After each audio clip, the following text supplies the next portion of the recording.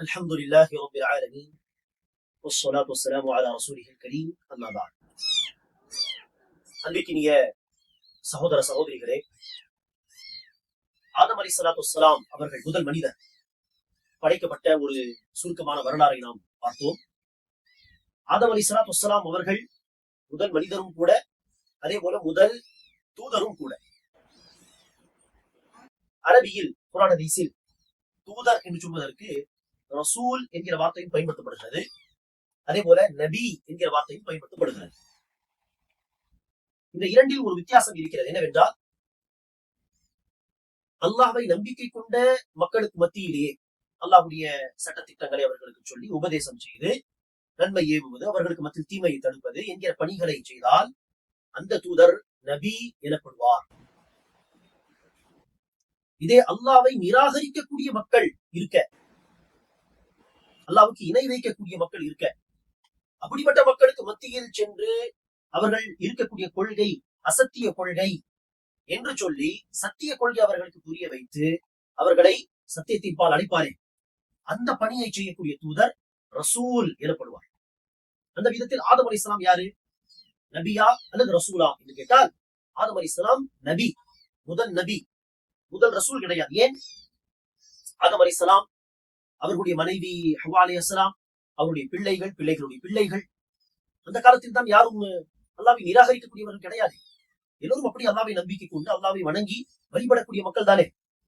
ஒரு ஹதீஸிலே நபிகள் நாயகம் ஸல்லல்லாஹு அலைஹி வஸல்லம் அவர்கள் சொல்கிறார்கள், ஆதம் அலைஹிஸ்ஸலாமுக்கு அடுத்து 10 தலைமுறை வரை, 10 ஜெனரேஷன், 10 தலைமுறை வரை அந்த மனிதர்கள் நினைச்சவில்லை, அந்த ஆரம்ப காலத்து மனிதர்கள் அல்லாஹ்வுக்கு இணை வைக்கவில்லை, அல்லாஹ்வை நிராகரிக்கவில்லை, அல்லது சிலைகள் போன்ற விஷயங்களை வணங்கவில்லை. 10 தலைமுறை வரை, ஆதம் அலைஹிஸ்ஸலாமிலிருந்து 10 தலைமுறை, 10 தலைமுறைக்கு பிறகுதான் மனிதர்களுக்கு மத்தியில் இணை வைப்பு ஷிர்க் என்பது தோன்றியது. ஆக இப்படி இருக்க, ஆதம் அலைஹிஸ்ஸலாம் அவர்களுடைய பிள்ளைகள் எல்லோரும் அல்லாஹ்வை நம்பிக்கை கொண்டு அல்லாஹ்வை மட்டுமே வணங்கி வழிபடக்கூடிய மக்கள் இல்லையா? அவர்களுக்கு மத்தியில் யார் தூதராக அனுப்பப்பட்டிருப்பார்களோ அவர்கள் எல்லாம் நபி, நபி என்று அழைக்கப்படும் தூதர்கள். ஆக ஆதம் அலைஹிஸ்ஸலாம் முதல் நபி. ஆம், ஷிர்க் 10 தலைமுறைக்கு பிறகு ஷிர்க் தோன்றியது என்று சொன்னோமே, இணை வைப்பு.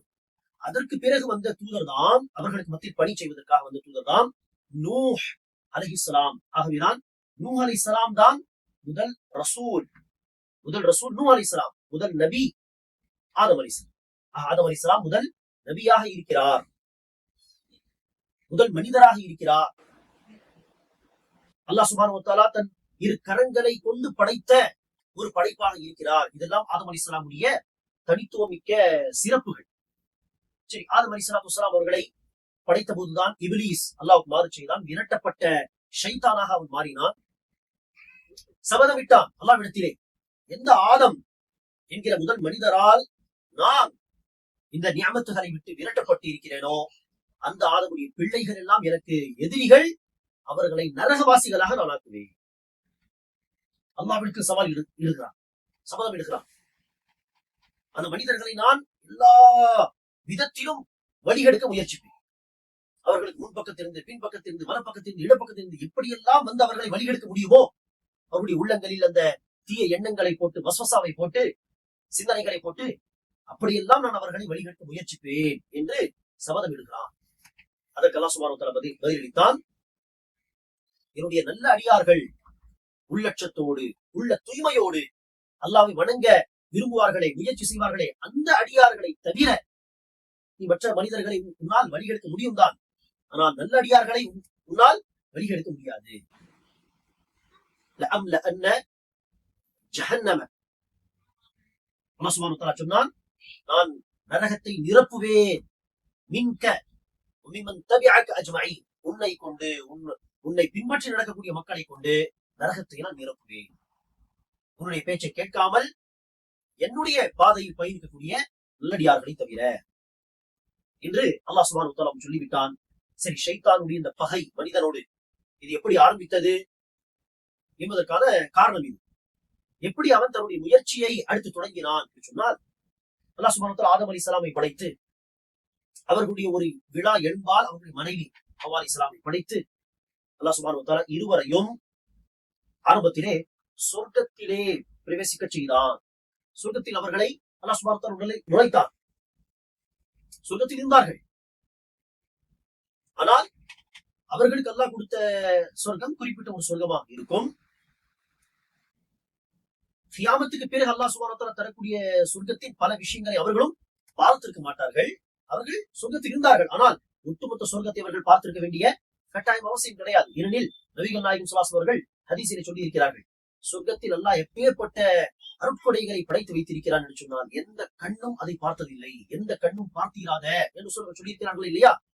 அப்படி இருக்க ஆதம் அலைஹிஸ்ஸலாம் சொர்க்கத்தில் இருந்தார்கள், சொர்க்கத்தை பார்த்திருக்கிறார். ஆனால் அவர் பார்க்காத பல விஷயங்களும் அருட்கொடைகளும் அல்லாஹ் தயார் செய்து வைத்திருக்கிறான் என்று நாம் புரிந்து கொள்ள வேண்டும்.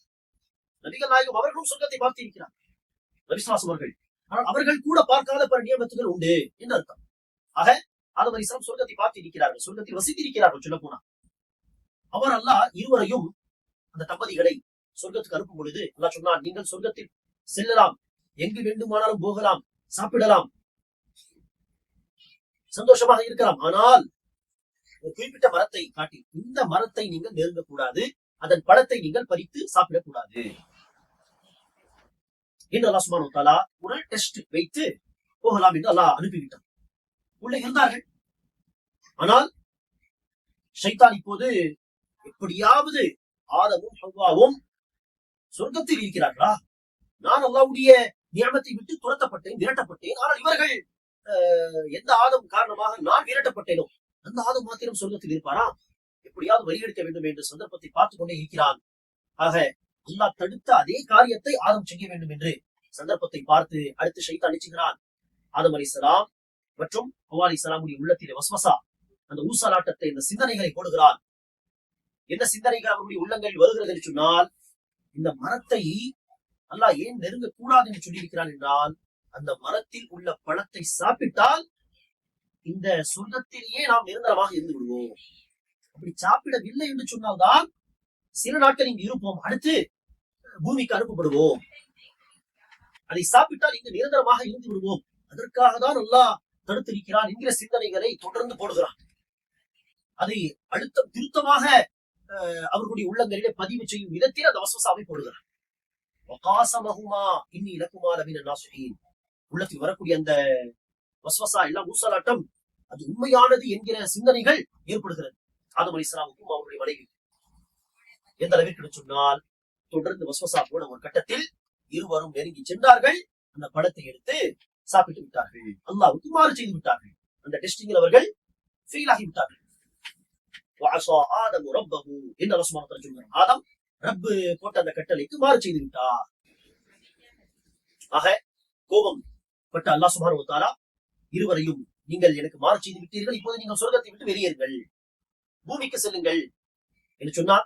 இன்னொரு விஷயம் என்ன, அந்த பழத்தை சாப்பிட்ட பிறகு அவர்களுடைய மர்ம உறுப்புகள் வெளிப்பட்டு விட்டது. பிறகு சொர்க்கத்தில் இருக்கக்கூடிய இலைகளை எடுத்து தன்னுடைய அபத்தை மறைத்துக் கொண்டார்கள் என்று அல்லாஹ் சுப்ஹானஹு வ தஆலா சொல்கிறார்.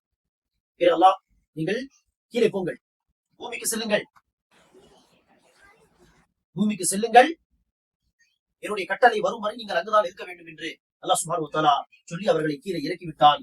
அடுத்து ஆதம் அலைஹிஸ்ஸலாமும் ஹவ்வா அலைஹிஸ்ஸலாமும் அல்லாஹ்விடத்தில் பாவ மன்னிப்பு தேடினார்கள்.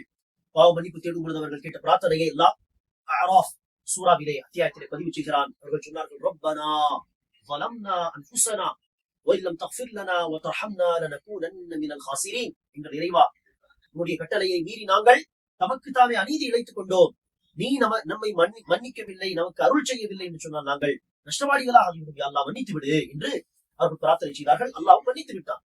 ஆதம் அலைஹிஸ்ஸலாமை மன்னித்ததா அல்லாஹ் அறிவித்து விட்டான். ஆனால் மன்னித்து விட்டாலும் கூட அல்லாஹ்வுடைய சட்டம் என்ன, இப்போது நீங்கள் பூமியில் தான் வாழ வேண்டும், உங்களுடைய பிள்ளைகள் பூமியில் தான் வாழ வேண்டும்.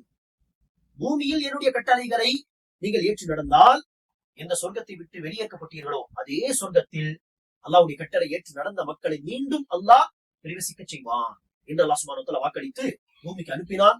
அவர்கள் இங்கு இறங்கினார்கள். இதெல்லாம் சரியா நமக்கு குர்ஆன் ஹதீஸிலே சொல்லப்படவில்லை. சில பேர் சில செய்திகளை வைத்து சொல்வார்கள். ஆதம் அலைஹிஸ்ஸலாம் ஸ்ரீலங்காவில், இலங்கையில் இறங்கினார். சரியா? ஹவ்வா அலைஹிஸ்ஸலாம் மக்காவுக்கு நெருக்கமாக இறக்கப்பட்டார்கள். இருவரும் சேர்ந்த இடம்தான் அரஃபா என்கிற மைதானம். இன்னெல்லாம் பல தகவல்கள் உண்டு. ஆனால் அதெல்லாம் அதற்குமான விஷயங்கள் அல்ல. அதை நாம் என்ன செய்ய முடியாது, உறுதியாக சொல்ல முடியாது. ஆதம் அலைஹிஸ்ஸலாம் இலங்கையில் வந்தார்கள். ஆகவேதான் இலங்கையில் அவருடைய பெயரில் சில இடங்கள் உண்டு. அந்த பாலத்துக்கும் அந்த தமிழ்நாட்டுக்கும் இலங்கைக்கும் மத்தியில் உள்ள பாலம் இருக்குமே, அதற்கும் ஆதம் என்கிற பெயர் எல்லாம் உண்டு. என்னென்ன காரணங்கள் சொல்வார்கள், அதெல்லாம் நன்கறிந்தோம். இருக்கலாம், அப்படி ஒரு வரலாறு இல்லாமலும் போகலாம். ஆக மொத்தத்துக்கு இருவரும் கீழே இறங்கி வந்தார்கள். அவர்களுடைய பிள்ளைகள் என்று வரும் பொழுது தொடர்ந்து ஷைத்தான் இப்போது நினைச்சுகிறான், மனிதர்களை வழிகெடுக்க வேண்டும். குறிப்பாக வழிகேட்டில் மிகப்பெரிய வழிகேடு என்று சொன்னால் அல்லாஹ்வுக்கு இணை வைப்பது. இணை வைக்க செய்து மனிதர்களின் நிரந்தர நரகம் வாசிகளாக ஆக்க வேண்டும். இதுதான் ஷைத்தானுடைய மிகப்பெரிய நோக்கம், நிரந்தர நரகவாசிகளாக ஆக்க வேண்டும். அது முடியாவிட்டால் தான் என்னது, அடுத்தடுத்த மொத்த பாவங்களை குறைந்தது செய்ய வைப்பது. ஆனால் முதல் முயற்சி என்ன, ஷிர்க் செய்ய வைத்து மனிதனை நிரந்தர நரகவாசியாக ஆக்க வேண்டும் என்பதுதான் ஷைத்தானுடைய முயற்சி. அந்த முயற்சியின் அடிப்படையில் அவன் எப்படி மனிதர்களை இணை வைப்பில் தள்ளிவிட்டான் என்பது ஒரு தனி வரலாறு. அல்லாஹ் சுப்ஹானஹு வ தஆலா மனிதருக்கும் ஆதம் அலைஹிஸ்ஸலாமுடைய இந்த வரலாறை வைத்து படிப்பினை பெறக்கூடிய பாக்கியத்தை தருவானாக. ஆதம் அலைஹிஸ்ஸலாம் அவர்களும் தவறு செய்தார், இபிலீசும் தவறு செய்தான் இல்லையா? இபிலீசும் அல்லாஹ்வுடைய பேச்சை மீறினான் சஜ்தா விஷயத்திலே. ஆதம் அலைஹிஸ்ஸலாமும் அல்லாஹ்வுடைய பேச்சை மீறினார்கள். ஆனால் இரண்டு பேரில் உள்ள ஒரு மிக அடிப்படை வித்தியாசம் என்ன, ஆதம் அலைஹிஸ்ஸலாம் தவறு செய்தார்கள், ஆனால் தவறு செய்த பிறகு வருந்தினார்கள். ரப்பனா வலம்னா அன்ஃபுஸனா என்று அந்த தப்பை ஒப்புக்கொண்டார்கள். யா அல்லாஹ், எங்கள் இறைவா, நாங்கள் தமக்கு தாமே அநீதி இழைத்துக் கொண்டோம், பாவம் செய்து என்று ஒப்புக்கொண்டார்கள். ஒப்புக்கொண்ட பிறகு அல்லாஹ்விடத்தில் பாவ மன்னிப்பும் தேடினார்கள். யா அல்லாஹ், மன்னித்து விடு, நீ மன்னிக்கவில்லை என்று சொன்னால் நாங்கள் நஷ்டவாளியாக ஆகிவிடுவோம். இதுதான் ஆதம் அலைஹிஸ்ஸலாமுடைய சுன்னத். அந்த சுன்னத்தை தான் ஆதமுடைய பிள்ளைகளாகிய நாமும் பின்பற்ற வேண்டும். நபி ஸல்லல்லாஹு அலைஹி வஸல்லம் சொன்னார்களே இல்லையா, குல்லு பனி ஆதம ஹத்தா, ஆதம் அலைஹிஸ்ஸலாம் தவறு செய்தது போல் ஆதமுடைய ஒவ்வொரு பிள்ளையும் தவறு இழைக்கக்கூடியவர்களே. ஆனால் தவறு இழைக்கும் மனிதர்களில் சிறந்தவர்கள் யார், வகையுல் ஹத்தாஈன தவ்வாபூன், தௌபா செய்யக்கூடியவர்கள், அல்லாஹ்வின் பக்கம் மீளக்கூடியவர்கள். ஆக ஆதம் அலைஹிஸ்ஸலாமும் ஹவ்வா அலைஹிஸ்ஸலாமும் தவறு செய்தார்கள். இது மனிதனுடைய இயல்புதான். ஆனால் தவறு செய்த பிறகு நினைச்ச வேண்டும், மனிதன் வருந்த வேண்டும், அந்த தவறை ஒப்புக்கொள்ள வேண்டும், அதற்கு மன்னிப்பும் கேட்க வேண்டும். இந்த வழியை நாம் பின்பற்றினால் அல்லாஹ் நம்மையும் மன்னிப்பான், ஆதம் அலைஹிஸ்ஸலாமை மன்னித்தது போகும்.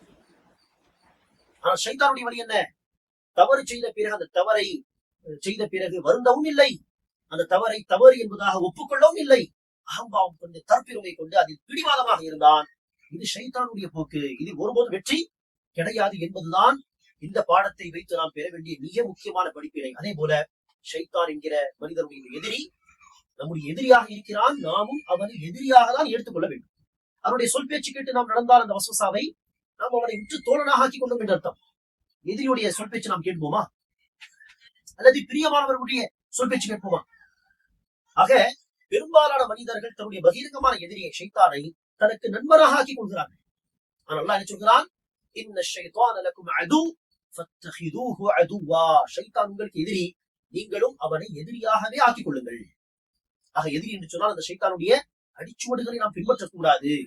அல்லாஹ் சுப்ஹானஹு வ தஆலா நமக்கு இந்த பாக்கியத்தை தருவானாக. ஆமீன். அஸ்ஸலாமு அலைக்கும் வரஹ்மத்துல்லாஹி வபரகாத்துஹு.